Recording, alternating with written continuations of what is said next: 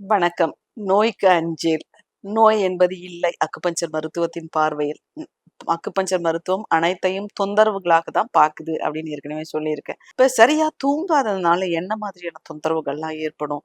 ஏன் இரவு தூக்கம் ரொம்ப ரொம்ப முக்கியம் அப்படின்னு நம்ம நெறைய கேட்கிறோம். அதுவும் இப்பொழுது இரவு வேலை அது பொருளீட்டல் காரணமாக இரவு வேலையை தவிர்க்க முடியாம வேலை செய்றாங்க. குடும்பச் சூழல், பொருளாதாரம் அப்படின்றதுல பார்த்தா கூட சில நேரங்கள்ல நாம சரி குடும்பத்திற்காக தன்ன தியாகம் பண்ணிக்கிறார் அப்படின்னு கூட எடுத்துக்கலாம். அப்படின்ற அவசியம் இல்லைன்னா கூட. ஆனா இன்னைக்கு நெறைய இளைஞர்கள் பொதுவாக என்னன்னா, ரீல்ஸ் பார்க்கறது. இல்லையா? மொபைல் ஃபோன்க்குள்ளேயே போயிட்டு இரவையெல்லாம் பகலாக்கி அதற்குள்ளேயே இருக்கக்கூடிய ஒரு நிலை. லைட் ஆஃப் பண்ணி வீட்ல தூங்க சொன்னாங்கன்னா கூட போர்வைக்குள்ள ஒரு வெளிச்சம் வருது என்னன்னு பார்த்தா, இழுத்து போத்திக்கிட்டு உள்ள மொபைல பார்த்துக்கிட்டு தன்னுடைய இரவு தூக்கத்தை கெடுத்துக் கொண்டிருக்கக்கூடிய ஒரு நிலை.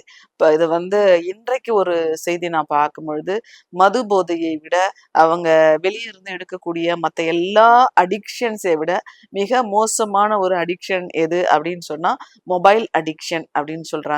அவங்க பிறரிடம் இருந்து தன்னை தனிமைப்படுத்திக்கிறாங்க. அது இல்லாம ஒவ்வொரு இடத்திலேயும் அந்த தனிமை என்பது மிக மோசமான ஒரு மனச்சிதைவை ஏற்படுத்துது அப்படின்னக்கூடிய ஒரு நிலைக்கு அவங்கள ஆளாக்குது. எதையும் எதையோடும் சரியா ரிலேட் பண்ணி பார்க்க முடியாத ஒரு நிலைக்கு கூட அவர்களை யார் தொடர்ந்து மொபைல் போன்ல மூழ்கி இருக்கிறார்களோ அவர்களை ஆளாக்குது அப்படின்னு சொல்றாங்க.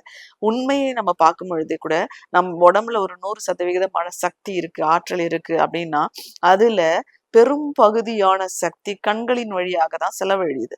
அதாவது 85% ஆஃப் த எனர்ஜி அப்படின்றது நம்மளுடைய கண்களின் வழியாகவே செலவாயிடுது. மீதி இருக்க 15% தான் நம்ம உடல் உடல் இயக்கம், உள்ளுறுப்புகளின் இயக்கம், நாம் செய்யக்கூடிய உடல் வேலைகள் அப்படின்றதுக்காக செலவாகக்கூடிய ஆற்றல். அப்ப அந்த கண்களுக்கான சக்தியை நாம மிச்சப்படுத்தினா எவ்வளவு எனர்ஜெட்டிக்கா நாம இருக்கோம் அப்படின்றத நம்ம முதல்ல யோசிச்சு பார்க்கணும். அப்ப இந்த கண்கள் வழியாக அந்த காலத்துல இருக்கிறவங்களுக்குலாம் தொந்தரவுகள் ஜாஸ்தி இருக்காது. முதல்ல ரொம்ப முன்னாடி போய் பார்த்தா எழுத படிக்க தெரிஞ்சவங்களே குறைச்சல். அப்ப உடல் உழைப்பு ஜாஸ்தி, அவங்களுக்கு கண்களுக்கான வேலைகள் என்னன்னா தன்னை சுத்தி இருக்கிறத பார்க்கிறது மட்டும்தான். அப்ப அவங்களுக்கு பெரும்பாலான சக்தி விரயமாக்கப்படவில்லை. அந்த சக்தி அவர்களுக்குள்ளேயே இருந்தனால்தான் 100 ஆண்டுகளை கடந்தாலும் பல்லு போகாம, கூன் போடாம எங்க வேணாலும் காடு, மலையா இருந்தாலும் நடந்தே நடந்தே நம்ம முன்னோர்கள் சென்றாங்க. அதுதான் உண்மையும் வரலாறுமாக இருந்தது. அடுத்தடுத்த நிலையில பார்க்கும்பொழுது எழுத படிக்க பெரும் வாசிப்புக்குள்ளேயே இருக்கிறவங்களுக்கு கண்கள் சார்ந்த தொந்தரவுகளை எல்லாம் வருவதை நாம பார்த்தோம். அதை கடந்து இப்பொழுது கம்ப்யூட்டர்ல பார்க்க ஆரம்பிச்சாங்க. அப்பொழுதே நிறைய வாழ்வியல் தொந்தரவுகள் வர ஆரம்பிச்சது. ஆனா இப்ப மடிக்கணினி அப்படின்றதும் போய் கைகள்ல மொபைல் போன்லயே உலகமா மாறிட்டு பெரும்பாலான நேரங்களை அதிலேயே ஒரு போதை மாதிரி அதுக்குள்ள இருந்து நம்ம பார்க்கும்போது கண்களுக்கு எவ்வளவு கடுமையான ஒரு வேலையை கொடுக்குறோம் அப்படின்றது தெரியல. அதாவது ஆனா முதலில் அதிகம் செலவழித்தால்னு சொல்லி ஒரு அபை பாட்டியோட ஒரு பாடல் இருக்கு. அப்போ முதல்ல இருந்தே எடுத்து செலவு பண்ணக்கூடியதுதான் இன்றைய இளைஞர்களின் தோற்றங்களை பார்க்கும்போதே நமக்கு தெரிஞ்சிரும். அவங்க அந்த இளமை கொப்பளிக்கக்கூடிய ஒரு பப்ளி சார்மிங்கோட இருக்காங்களா? இல்ல உடம்புல இருக்க எனர்ஜி எல்லாம் இறைஞ்சு போய் விழலுக்கு இறைச்ச மாதிரி அப்படியே சக்தியை இழந்து காணப்படுகின்றாருன்னா அவங்க தோற்றத்துல பார்க்கும் பொழுதே பெரும்பாலானவர்கள் யூத்துக்கான ஒரு சாமோடவோ அந்த டைனமிக்கோட தன்மையிலயோ இல்லை என்பது இந்த கண்கள் மூலியமாக சக்தியை விரயப்படுத்துறதுல இருந்து தெரியுது.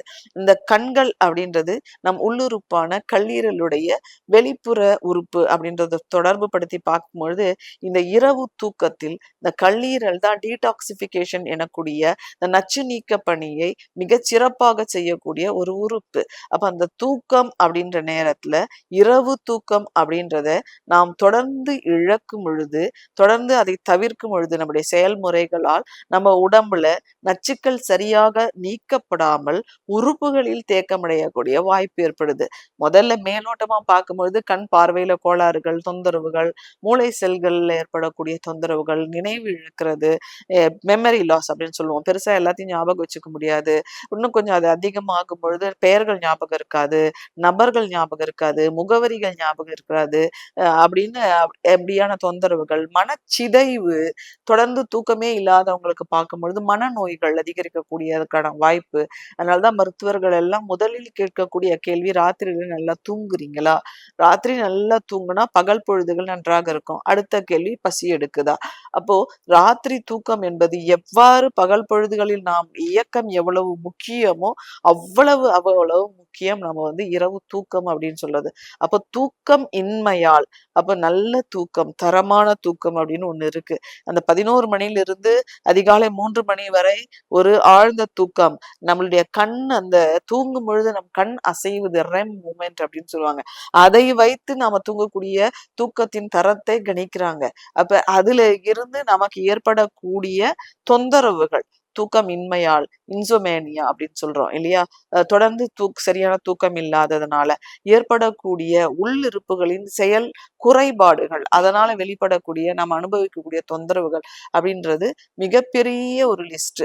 இப்ப பேசிக்கா அடிப்படையா கண் பார்வையில ஏற்படுற கோளாறுல இருந்து, மயக்கம் அடையறதுல இருந்து, உடல் நடுக்கம்ல இருந்து, இன்ஸ்டெபிலிட்டி இன் மூவ்மெண்ட், அதாவது சரியாக நிற்கிறது நடக்கிறது அப்படின்றதுலயே ஒரு குறைபாடு வந்துரும் இந்த தொடர்ந்து தூக்கமின்மையால் ஏற்படுறதுனால.